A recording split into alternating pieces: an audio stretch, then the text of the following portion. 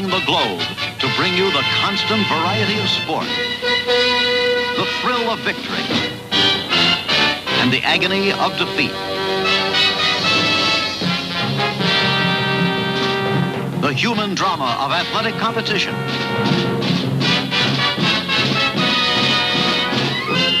This is ABC's Wide World of Sports. Brought to you by the makers of Vicks Sinex Spray. Noses prefer Vicks Sinex. Welcome to the 70s versus the 80s, my fellow babies. And if you ever drank Orange Crush out of a glass bottle, or if you ever drank Sunny D Light out of one of those cloudy milk jugs, I mean, we didn't even have recycled plastic back then. What was up with those cloudy milk jugs? But anyways, if you ever drank either one of those, then this is the podcast for you. Hello, everybody. This is Wolfman Mike. And as always, I'm joined by Spunky Comstock. And in today's episode, you can tell we have the joy of victory and the agony of defeat. That's right. We're talking Wide World of Sports. We're talking Harlem Globetrotters, Evel Knievel, Muhammad Ali, and barrel jumping, and everything that used to fill up our weekends. But wait, that's not all. It's November, my babies. So we're going to be talking Billboard's November of 1973 versus Billboard's November of 1983 to see, do you like your music more funky or do you like it more tubular? And I had no idea that Islands in the Stream is an 80s song. That's the most 70s sounding 80s song ever. But anyways, let's get over to Spunky Comstock, Brian, and let's get right into it. Baby, I will hurt you never. We started in as one. In love forever, we can ride it together. Making love with each other.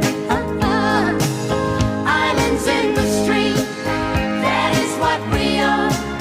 No one in between. How can we? Well, Mike here, our 70s versus 80s podcast, remembering back to those glorious decades. Winter's coming. It's no longer hot enough for the ice cream man or to have water fights. And back before ESPN, the 24-hour sports channels, you can even have a golf channel now and things like that. Where did you go for your sports fix, your bizarre sports fix? Well, Sunday afternoons, you would turn into Wide World of Sports, and you always wanted to get right there right away for the opening sequence because starting in about Wide World of Sports goes back into the 60s, but starting in sometime in 1970, they changed over to, during the intro, the fabulous intro, Scanning the World, to bring you constant variety in sports, the thrill of victory, and then the poor ski jumper or ski flyer tumbling down the end of the run and taking like part of the banner off and crashing. The agony of defeat. Agony of defeat. And then you'd be sitting, you'd be captivated because you're going to see, and it wasn't just, it started out by doing track and field and things like that. It was the first U.S. broadcast of Wimbledon, bits and pieces of the Indy 500. The men's NCAA basketball tournament was first televised as part of Wide World of Sports. Now that's a huge undertaking, but we didn't have that in the 70s. So you would tune in and it just had everything. You'd see rodeo, diving, Acapulco cliff diving, one of my favorites. What do you remember, Mike, about Wide World of Sports when we were, preteens in the 70s? Yeah, just that iconic beginning, that poor ski jumper became more famous as the agony of defeat. That's what he's always been more famous for than anything else he did in his life. And like you said, yeah, it's hard to believe that they brought in Wimbledon because Wimbledon got so big. We, eventually watched Bjork versus McEnroe and Connors those years. And like you said, all this, it brought in all the car racing that would become big later and all those sports that were so huge. I remember it for Muhammad Ali, because you'd get Howard Cosell in the middle of the day, and he was just a gift anytime you got him. So that's kind of what I know it for.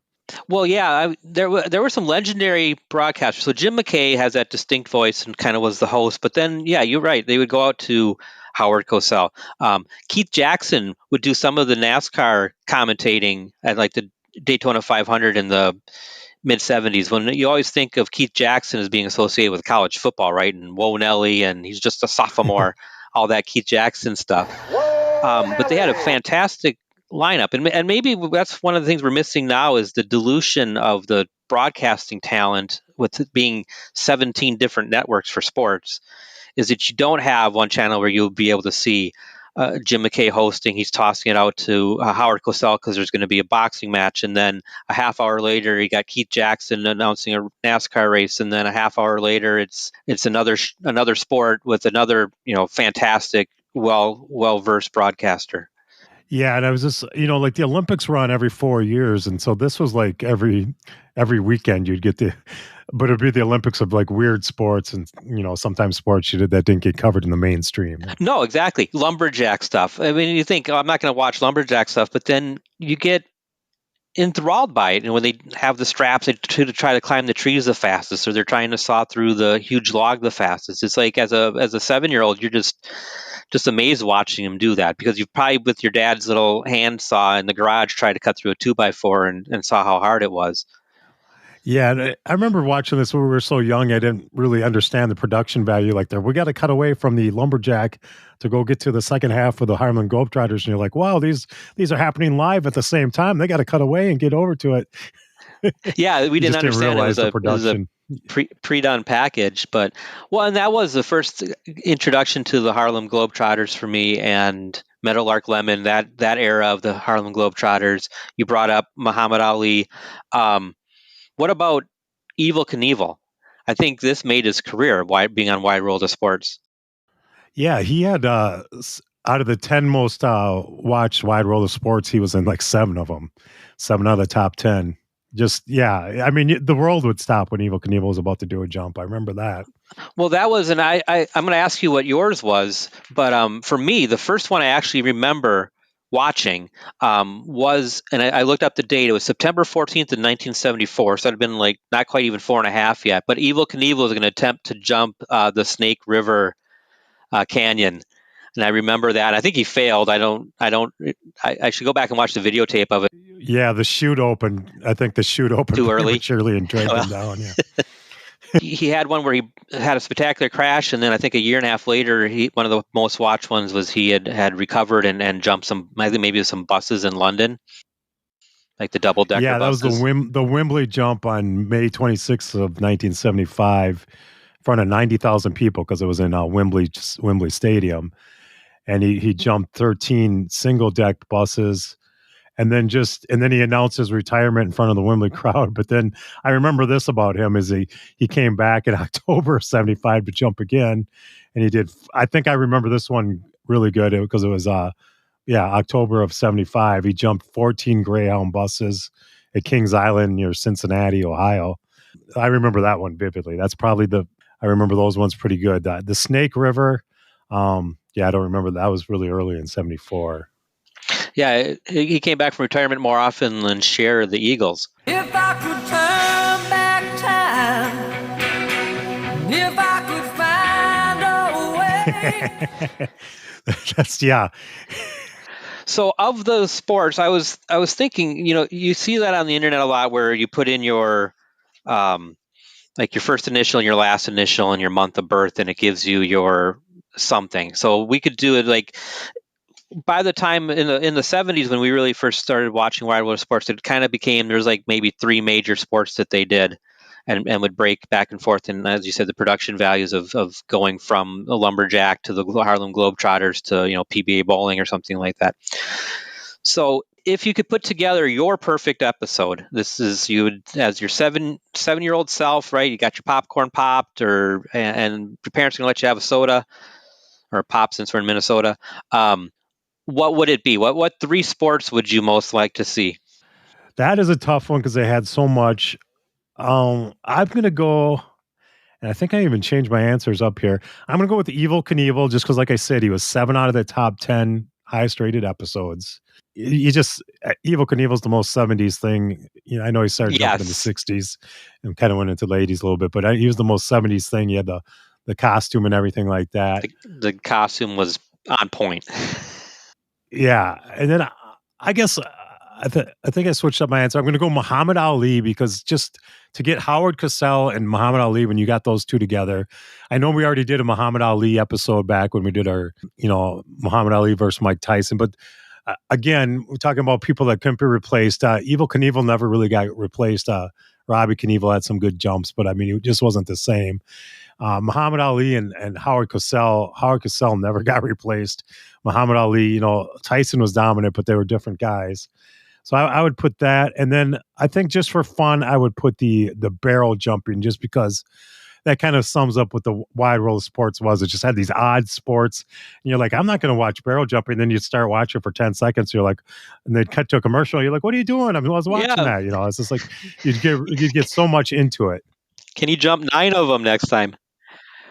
That I love the barrel jumping. I always when I talk to people, because NASCAR blew up and became a huge sport and really televised, and now it kind of simmered down. But when I would talk to fellow NASCAR fans, it'd be like, well, when you were young, my age, you were young, you had to watch Wide World of Sports to see a race. You'd have to sit through, and then you'd say there'd be like barrel jumping. They're like, what do you mean barrel jumping? It's like, they would put like 55-gallon barrels, like this prototypical one, like an oil barrel, out on an ice rink, and the guys would skate and jump and see how many they could clear.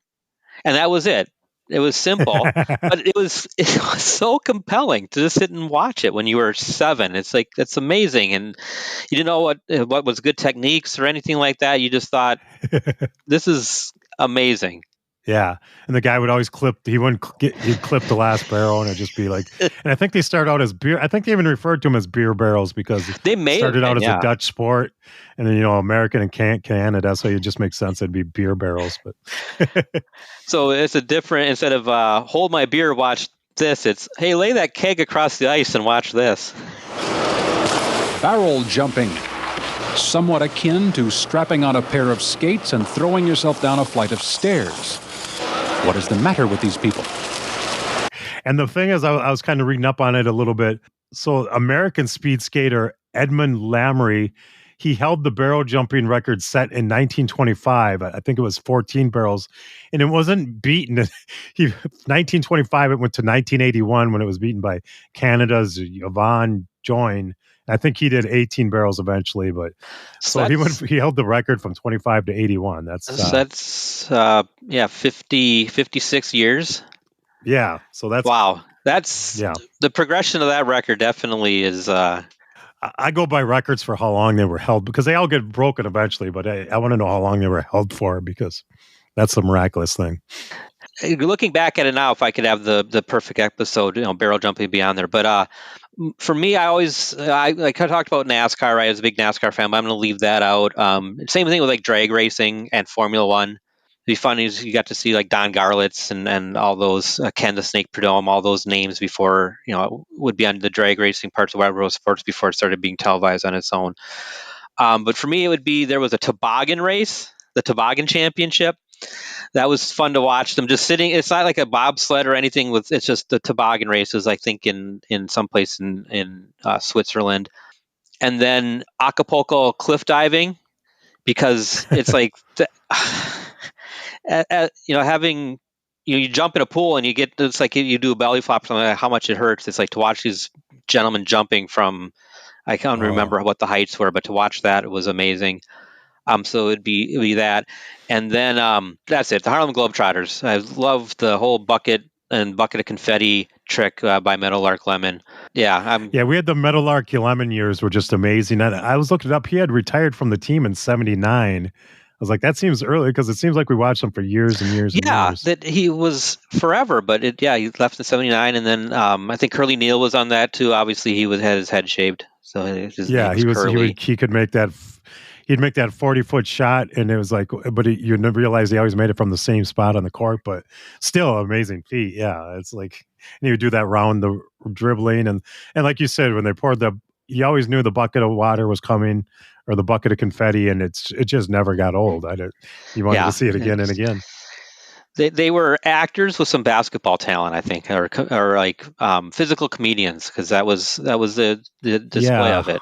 They were eventually bought in by a Minnesota franchise Minneapolis franchise, because they went in with the Ice Capades, who were semi-owned by a Minneapolis conglomerate. So eventually, and it makes sense because they would travel from arena to arena, just like the Ice Capades. Yep. Like a modern day circus with less animal cruelty. So yeah, the Wide World of Sports. I mean, they had that cool logo. You know, it almost made it look like an official NFL logo or something, or one of the major league logos.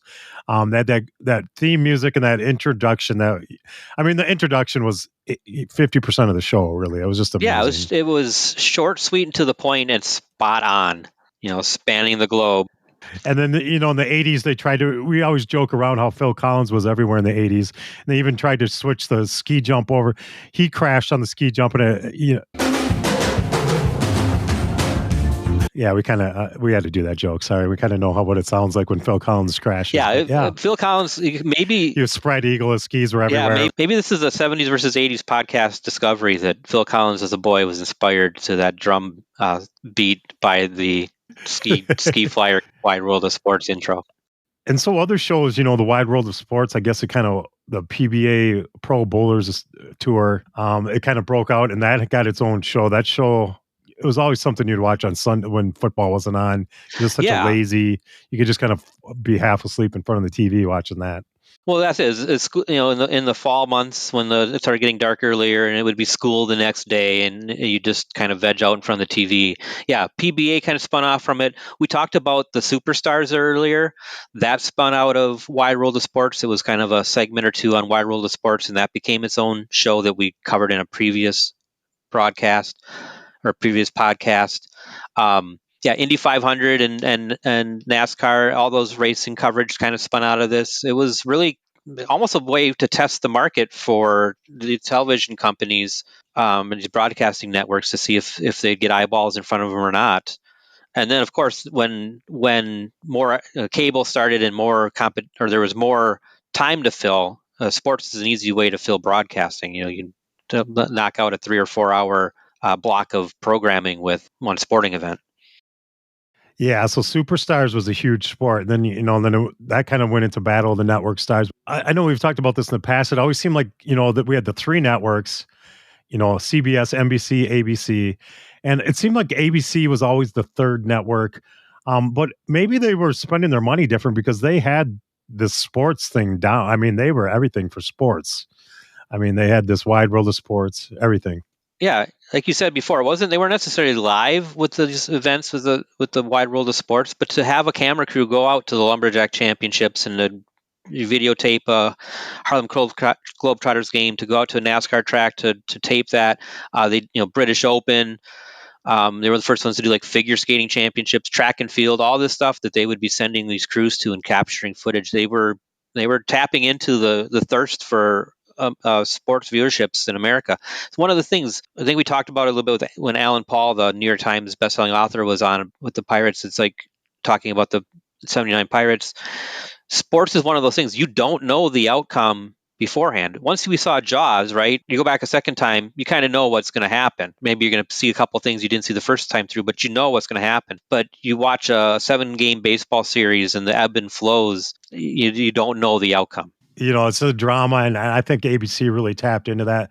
Like I said, when it came to primetime television, we always joked ABC always seemed to be in third, but it's maybe looking back, they were just allocating their resources differently because they were just owning these live sporting events. And I know the other channels had live sports too. I think This Week in Baseball was on NBC, so they did a good job with that. Yeah, and then it got syndicated, I think, eventually. Yeah, so then depending on what market, the markets that Major League Baseball teams would pick up This Week in Baseball. Well, it's when you look back fondly, when you look back to the 70s, though, it's like you look back fondly on these things for TV shows. Wide World of Sports is one of the ones that I look back on and have the most memories. Sitting with your family. Or sports has gotten so watered down where you can watch. It's like ad nauseum. You just everywhere you can watch. They talk about there's a pregame show, and there's a pregame to the pregame show, and it's just like it gets to the point where you don't even tune in. But Wide World of Sports made you sit and you watch the entire hour and a half because you were going to get some variety and it's stuff you hadn't seen before and wasn't done to death. So it was wrapped for our attention. The younger people just don't know that, back when I was 13, 14, 83, 84, Greg LeMond, a Minnesotan, was competing in the Tour de France and became the first American to win the Tour de France. Well, I would get little 10-second video clips and I'd have to see them like 24 hours after they happened. Now they have 6 hours of Tour de France is on every day.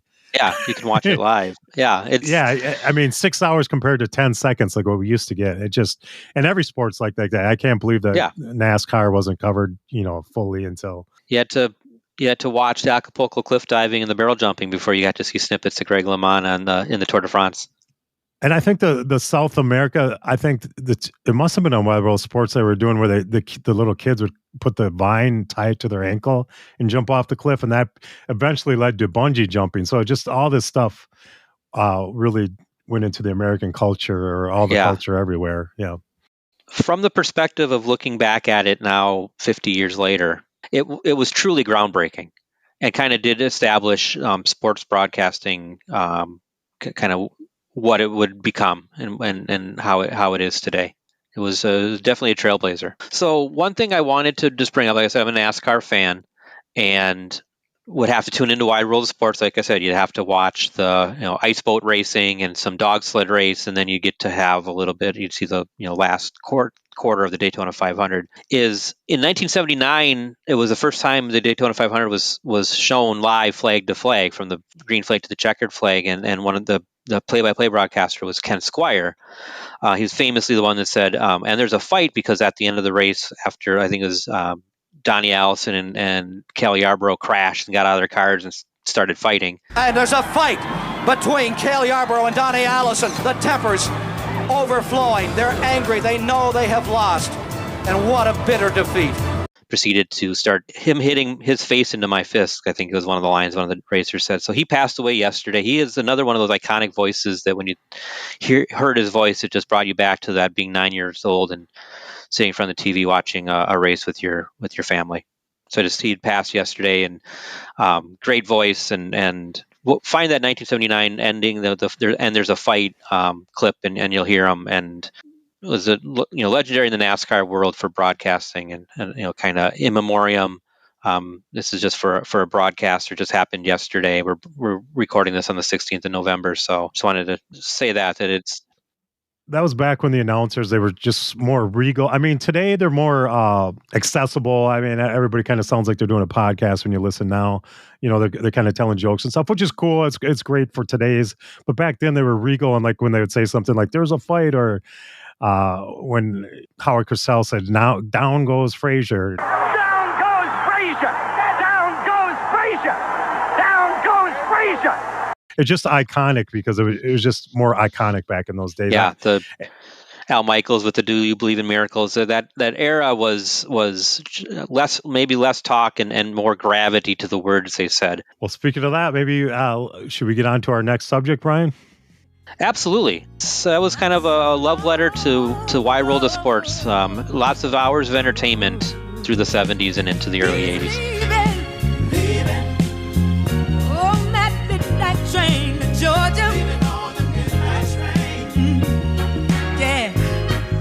Said he's going back. So Mike, I know you like to look back at the music from the 70s and 80s. I was just looking at the Billboard Hot 100 chart, and something like 7 of the top 10 songs are Taylor Swift songs.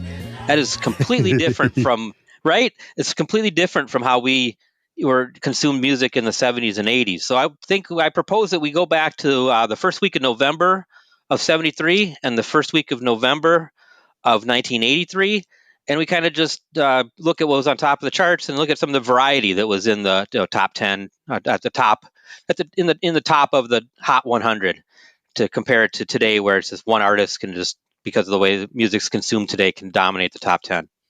Yeah, we used to have a thing called singles back then. Now they just stream a whole album, so that's where Taylor Swift kind of takes over. And radio stations. Yeah, radio stations used to be a thing where they'd play the hot new song and you'd hear it a million times. So yeah, variety is the name of the game on this thing. What do you see? Let's start with the November of 1973. What do you kind of see at the top of that list? Well, I see the number one song is "Midnight Train to Georgia" by Gladys Knight and the Pips, and I think that's a pretty cool song. Gladys Knight had a great voice. She's kind of maybe up there in the the team picture of best female vocalists with the people like Aretha Franklin that we talked about on the Blues Brothers episode. and then modern day would be like maybe Adele, Whitney Houston's in there. But Gladys Knight could certainly sing. That's a great, kind of a soulful rhythm and bluesy type song before we got into disco that came later in the decade. And I remember being a kid thinking or thinking Gladys Knight was like an older woman, and then now I was looking back at it now, and I was like, wow, she's got a nice smile. She looks so. I mean, she wasn't that old. I don't know why I thought she was old when I was a kid, but yeah. Yeah, when you're a kid, yeah, you hear, and maybe it's just the soulful voice, and that's maybe part of what they're trying to capture in the vocals. But they feel like they're singing as they're 45, 50-year-olds, and they weren't. Yeah. And then speaking of soulful, at number 2 we have Angie by the Rolling Stones. Is that their most soulful song? I think it's their biggest slow song. I don't know if it could be a soulful song, slow song. Maybe Yeah. Wild Horses. Oh yeah, Wild Horses. There you go. Those are, and they might have even been on the same album. I know that the Rolling Stones around that time went to the Fame Studios down in like the Sheffield and Muscle Shoals or that area, where a lot of the rhythm and blues from the 60s came out of, and recorded an album down there. And I don't know if Angie's from it and Wild Horses, but it's definitely they're definitely one of their strongest ballads. And then was Angie like Rod Stewart's wife or girlfriend at the time? I can't remember. It could be. I know the Clapton and Patty Harrison one real well. That turned out to be the Layla album. I'm not as well versed as with Keith Richards and Rod Stewart's wife. If you know, please go to Facebook and clue us in. I love those kind of things.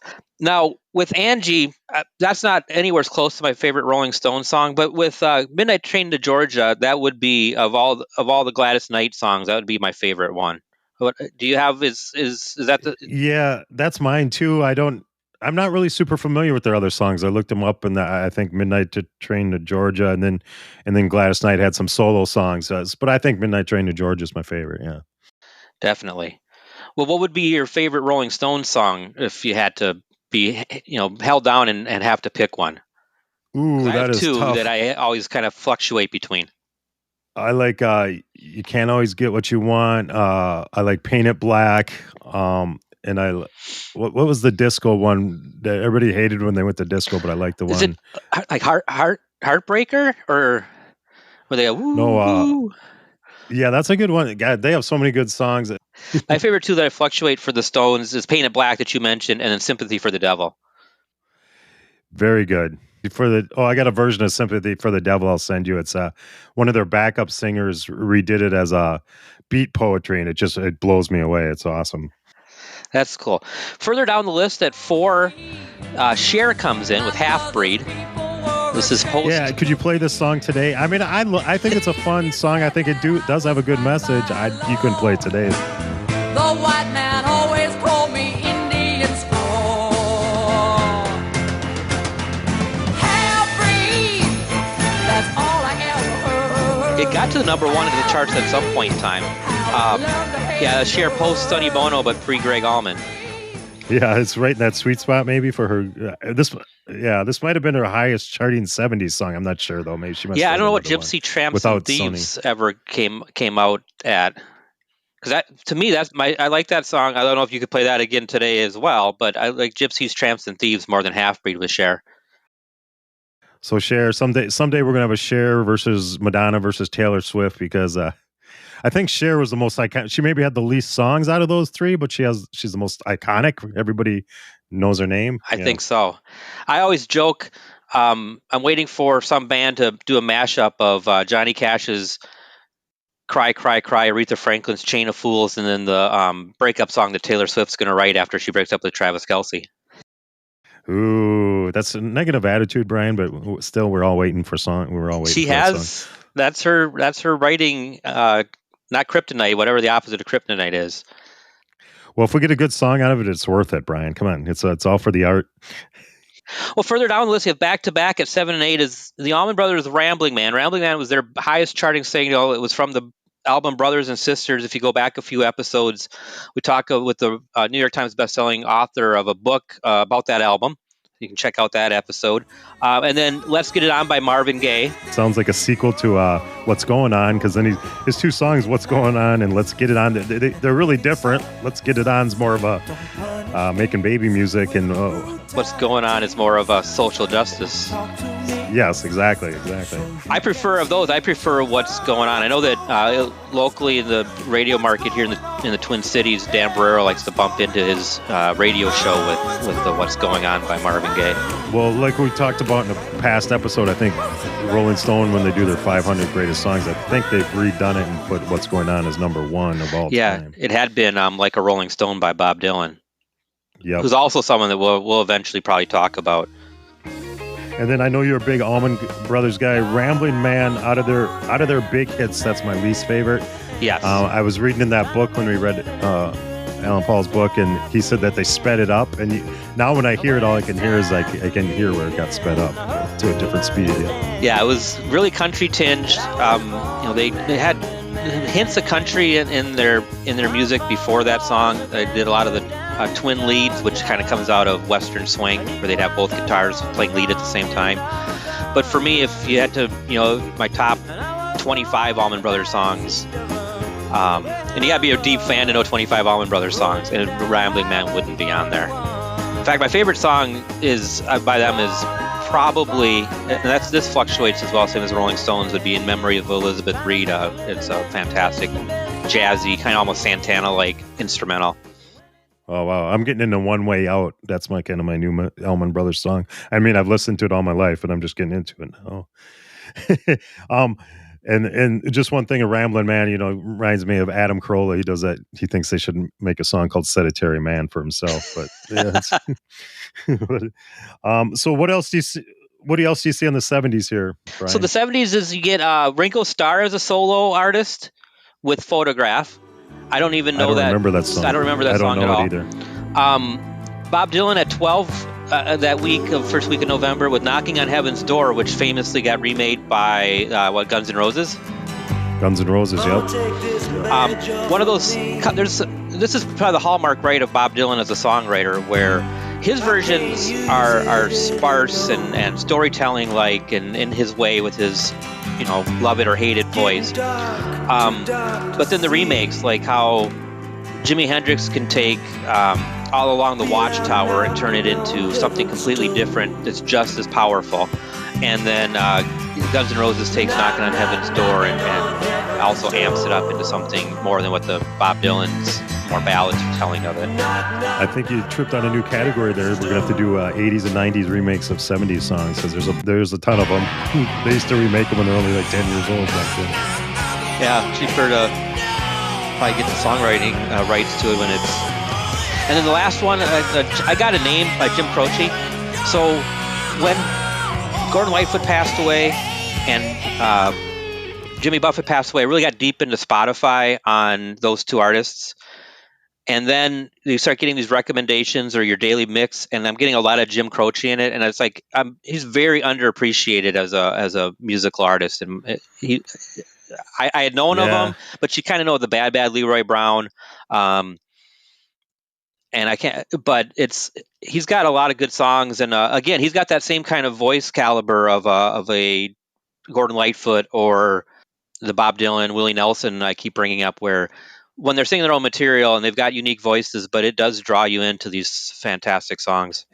Yeah, I know Jim Croce's I just forget all his songs. I know he's got a bunch of songs, and then Bad Leroy Brown I thought was overplayed, but that's not his fault. It was a good song. Yep.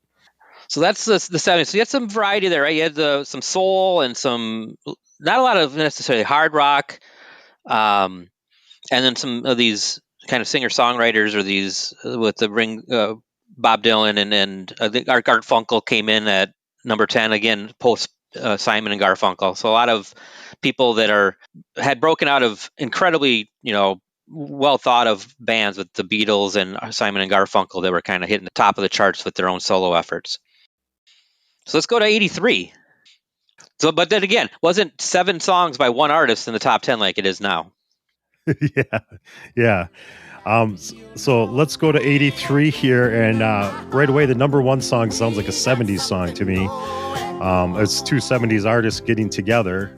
Oh, what do you think of that song, Islands in the Stream by Kenny Rogers and Dolly Parton? Growing up in a family that was big into country music, and then you don't get it played on the radio a lot, to have a country song or by these what's thought of as country artists, although you could say Kenny Rogers was a little bit of a crossover artist with his Fifth Dimension work, and Dolly Parton's a national treasure. She's Dolly Parton, right? But we loved that song growing up, and then good song. Yeah, it ended up being it's might be my favorite Kenny Rogers song, although there's also The Gambler and Lucille. It was funny. I looked it up. I looked them up both individually. I looked up Dolly Parton. On Apple Music, you can look up their essentials. So Islands in the Stream came up number 2 for Dolly Parton, and it came up number 2 for Kenny Rogers as their most iconic songs. It's amazing. For both of them, yeah. Crazy. So did you know what was the number 1 for each of them? Was it The Gambler for Kenny Rogers? Yes, and then for Dolly Parton, I Will Always Love You. 9 to 5. Oh, 9 to 5 with the movie, yeah. It should have been Jolene, but yeah, because that's a good song, but yeah. That's the dad joke about the Dolly Parton diet.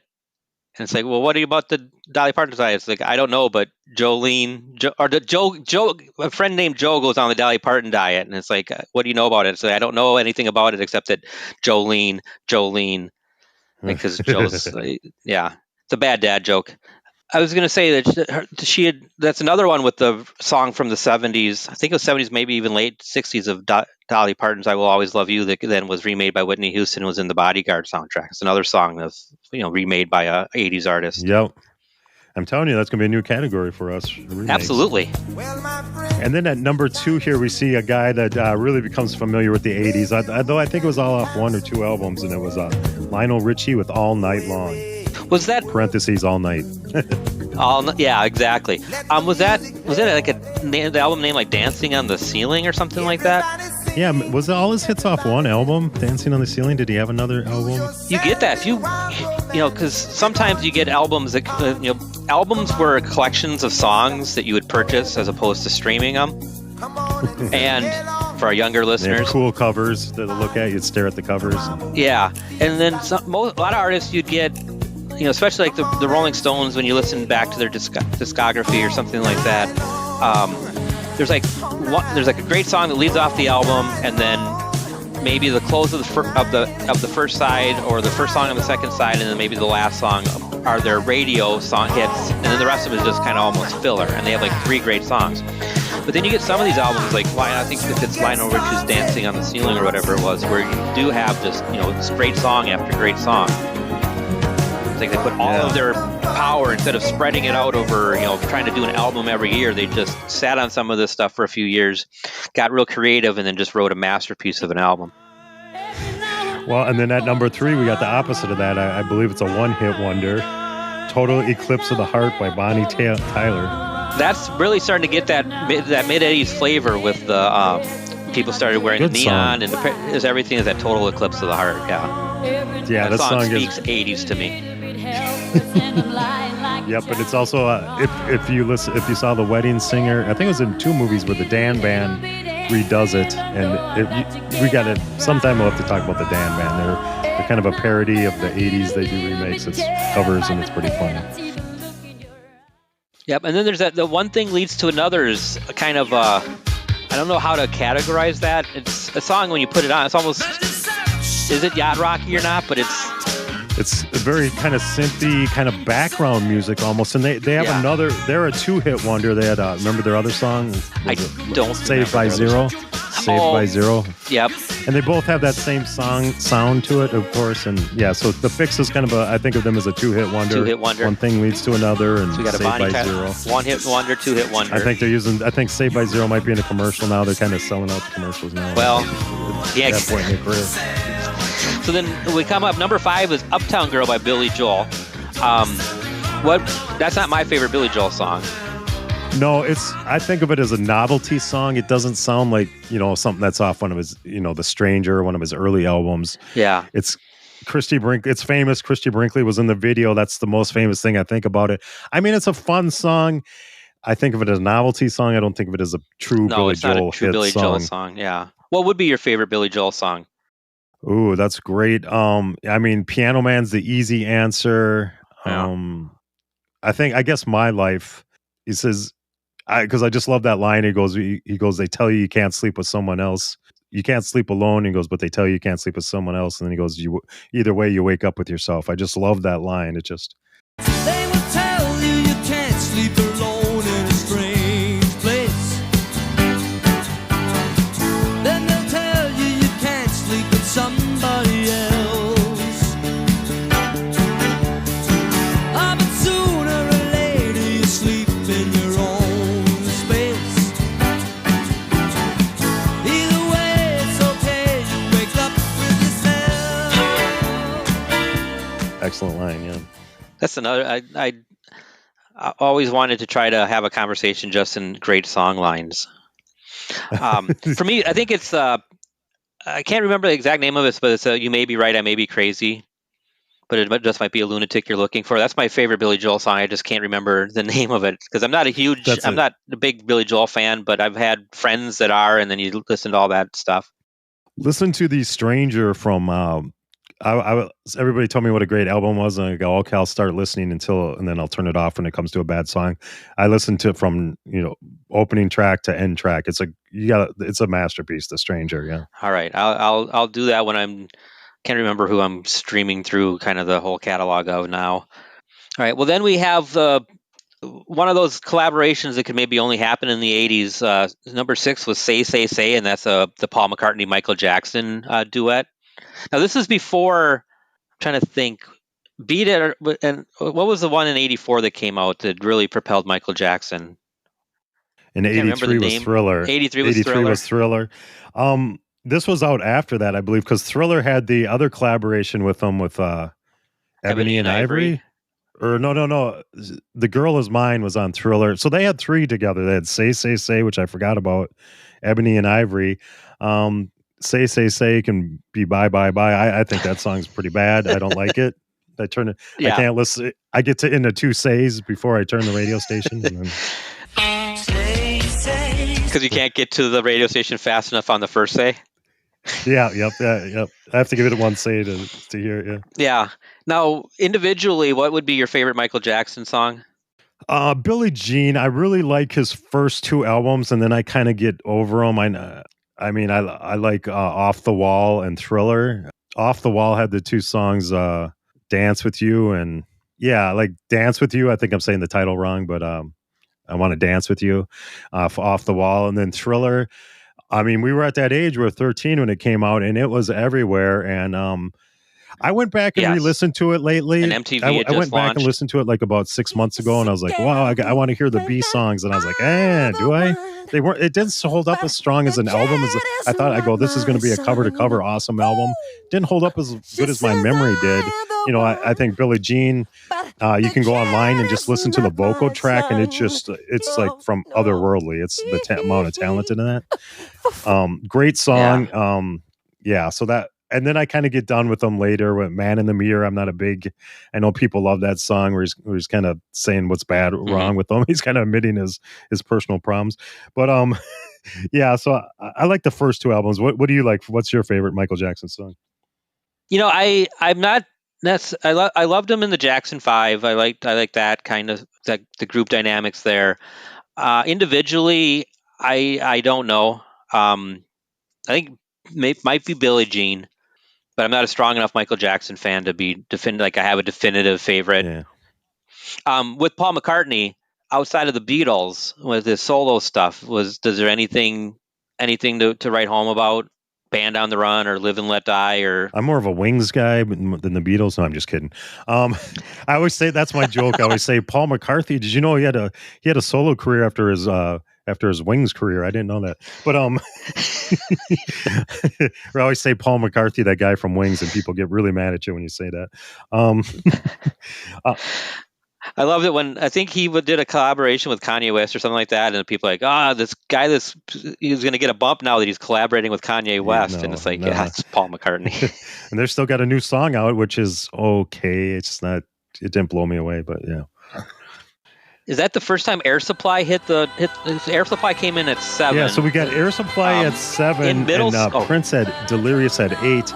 And those, in my memory, those songs are like 8 years apart because Air Supply is such a 70s sounding Making love out of nothing at all. Well, they sounded 70s, but I remember They were an 80s band. music class in the 80s. So when I was in middle school, so somewhere in the 81 or 80 to 83 range.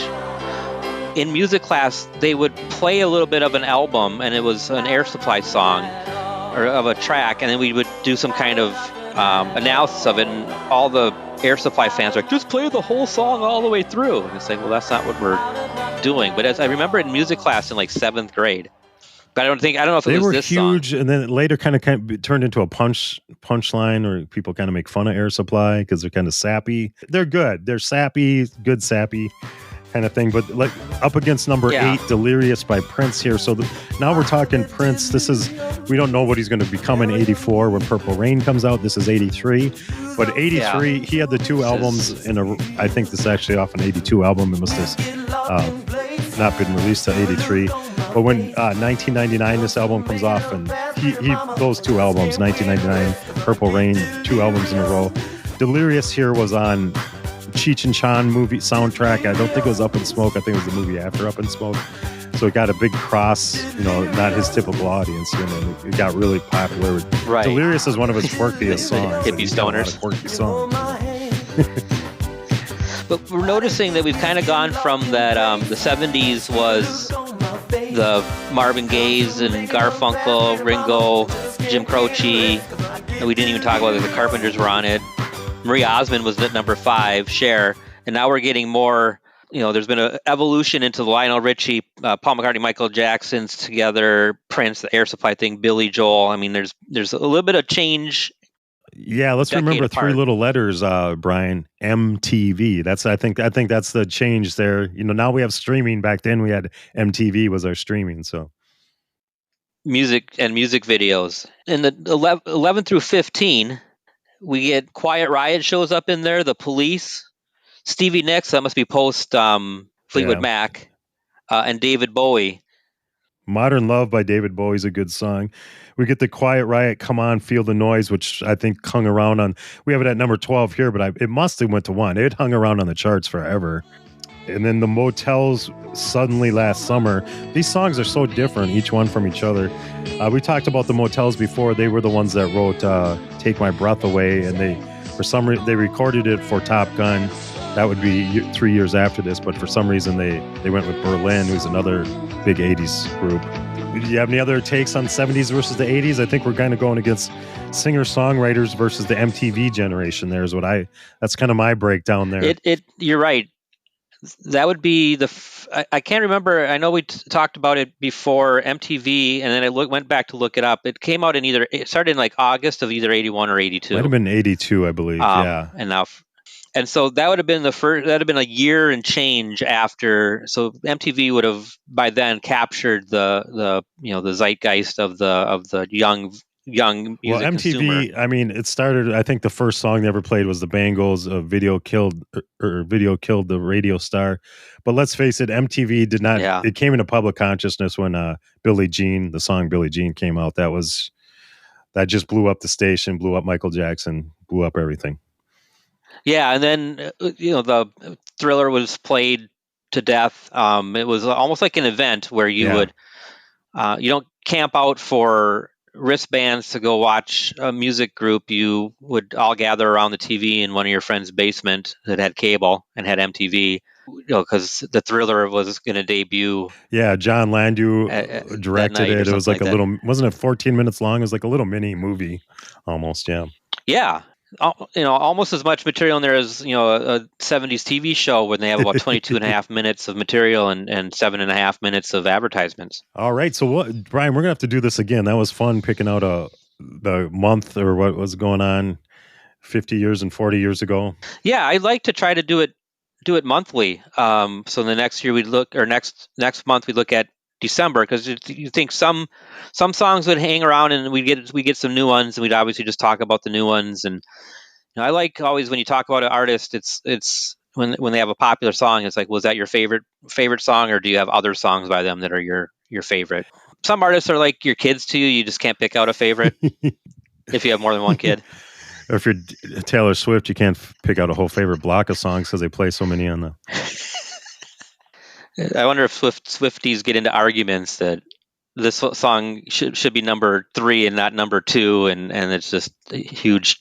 I mean, she named her tour. Most people would name their tour greatest hits or whatever. She names hers eras because she has so many. and to be honest, a couple of she's written a couple of good songs.